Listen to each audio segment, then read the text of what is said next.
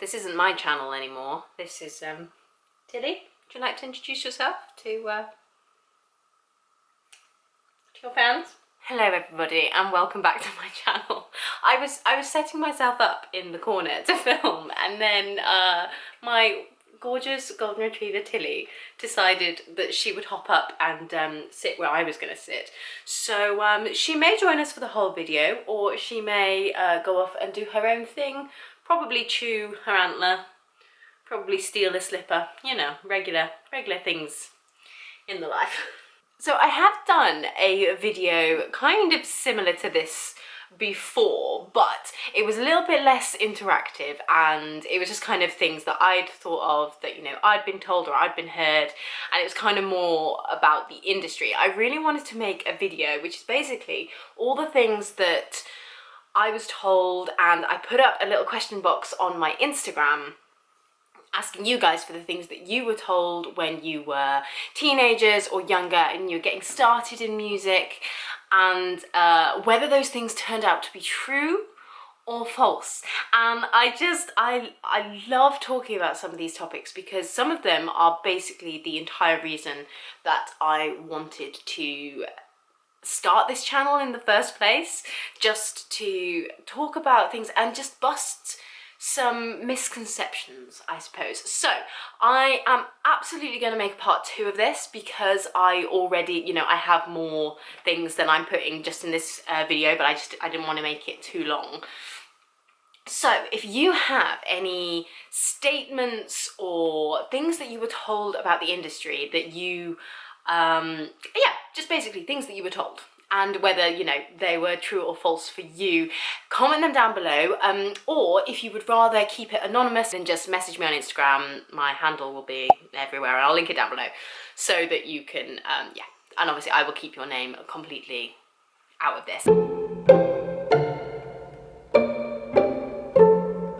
Okay, so the first one, which was sent to me on Instagram, was buy the teas, and this is absolutely true. Now, this was actually sent to me by a wonderful lady who did a series of workshops sort of throughout lockdown, and this was one of the things that she brought up in that, particularly when it comes to pit bands. Basically, it means if you're going out for a coffee, offer to buy your desk partner one as well. If you're heading back, you know, if you're all heading out for dinner, then maybe just be like, oh, you know, can I grab you a drink or something? Just basically be nice.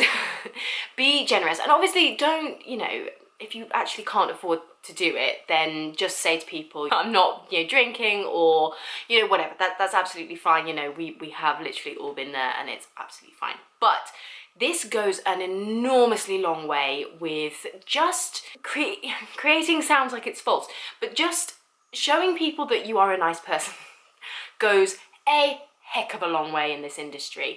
And it's just lovely. Like, who doesn't love being bought a hot drink or a beer or just, you know, a glass of wine after a long day? You know, it goes a long way. Don't colour your hair. So this is, yeah, just not true. I have never encountered anybody who doesn't, you know, has had a negative opinion of somebody because they have dyed hair. I mean, heck, like this secret, not my natural hair colour.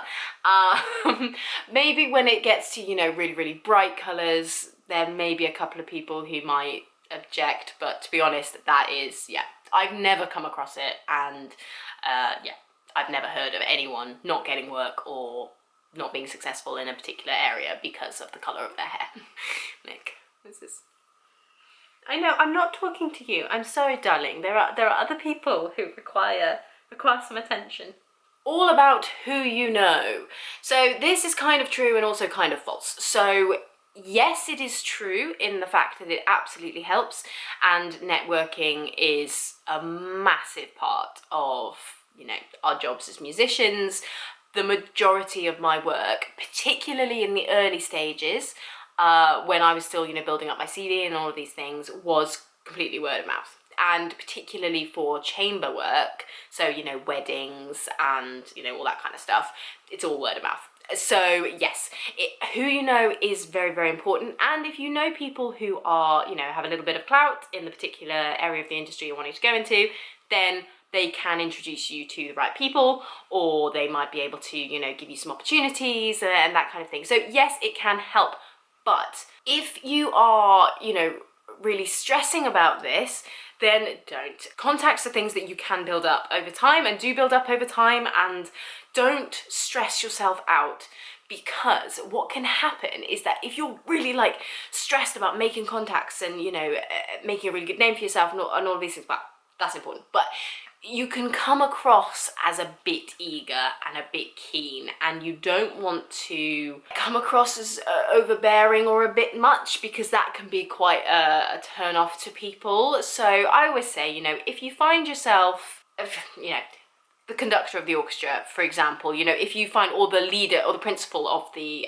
orchestra, if you find yourself walking into the dressing rooms and, you know, they're there and you're the only two people in there, then absolutely, you know, introduce yourself, say hello, all of those things.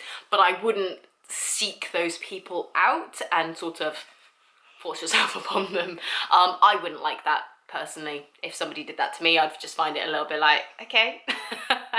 You know, so I mean, you know, people may disagree with me on that, but I would say yes, it's important, but it isn't the only important thing. People at the back of the section are worse players than the people at the front. Okay, so for context, if you're not familiar with the orchestral setup, particularly in the strings, you have desks of 2 people, and those desks go from number 1, the principal, down to, you know, however many there are in the section. So say there are 6 in the section, you have numbers 1 to 6. Now, number 1 is the principal of the section. Apologies, I just had to do a bit of resetting because Tilly became very interested in the camera setup. So, where was I? Yes, so the principal of the section will generally be the most experienced player, but, you know, not always. And I would say that the whole kind of feeling and culture of the best players being at the front and the less good players being at the back becomes less as you go through. So I would say in youth orchestras and things, this is probably true. The more experienced, probably older members of the orchestra will be at the front, and then the newbies will be further towards the back. Now, this, like I say, in my experience, the higher the quality of the orchestra, the less this is true. So for example, I'm doing a tour at the moment, and I am on the 3rd desk, which happens to be the back desk, and the guy sat next to me was leading one of the top orchestras in the UK the week before. So, and now, you know, he's on the back desk with me. Poor guy. No, but do you know what I mean? So, like, he could easily be leading that section. The leader of the, you know, that section is obviously fantastic, but, you know, it starts to matter less and less.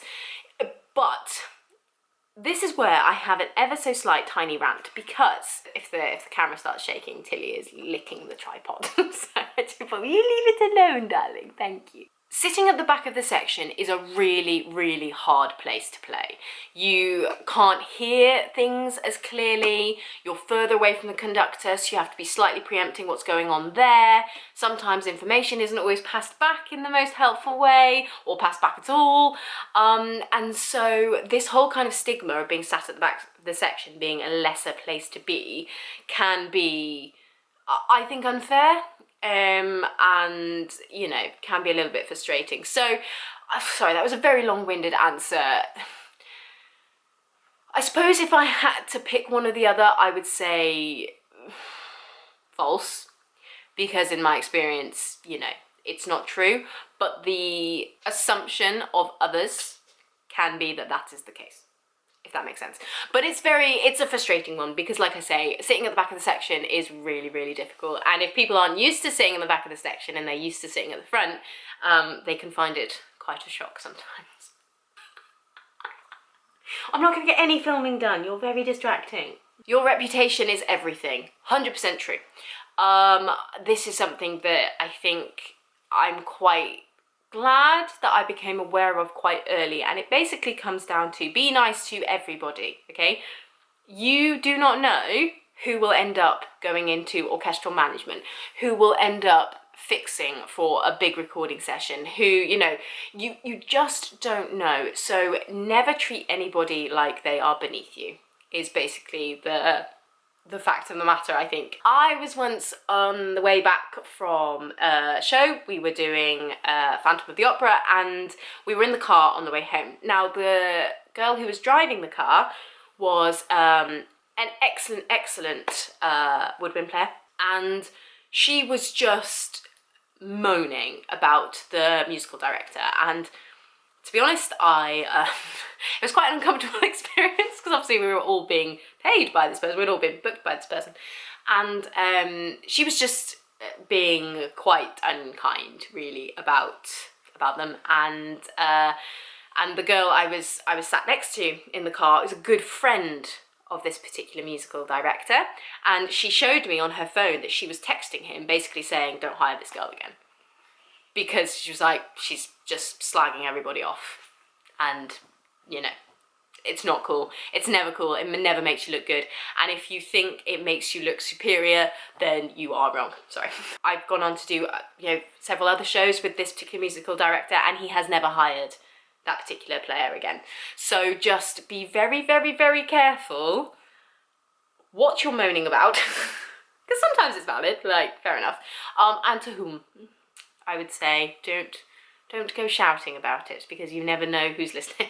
You always fill from the back of the section. Never sit down at the front if you're not sure where your seat is. Yes, it is really embarrassing to be moved backwards. If you sit yourself down on the front of the front desk, and somebody's like, "Excuse me, you're not there." Now, I know this is contradicting myself slightly from what I was saying before about it being much more even within the section than people might think, but basically just filling from the back is just seen as a respectful thing to do, particularly if you've never worked with that orchestra before.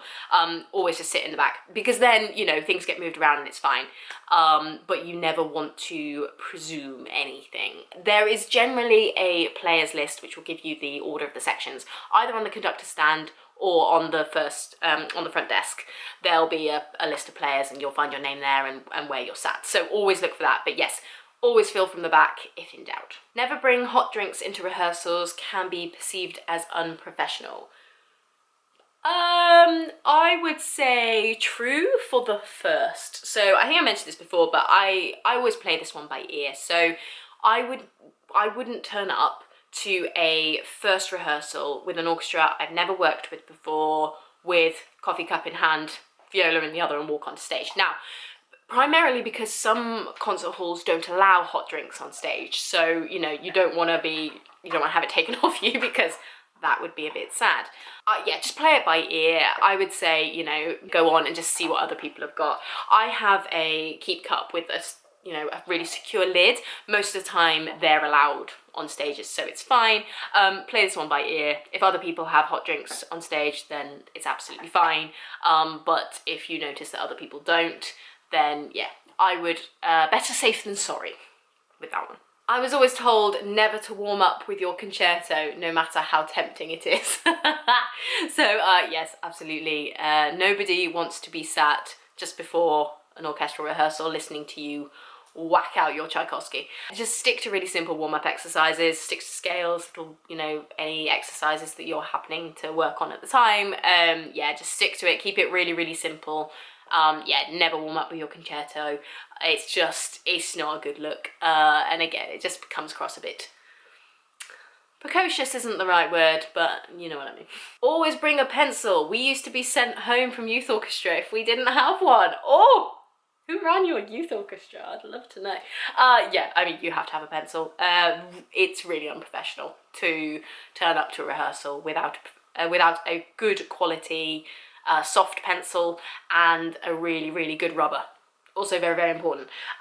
So yeah, this is an absolutely true one. You have to be able to write things in your part, and if you can't, then yeah, not a good look. And that's everything. So I hope you have enjoyed. I just think these videos are just kind of no question is a stupid question kind of videos, which I love. And like I say, I kind of wanted to do a few sort of true and false things, and I loved what you sent me on Instagram. Some of them really made me laugh, and like I say, I've got a few more, so I'll absolutely be doing a part 2. I don't want this video to go on forever because we know that I can chat for England.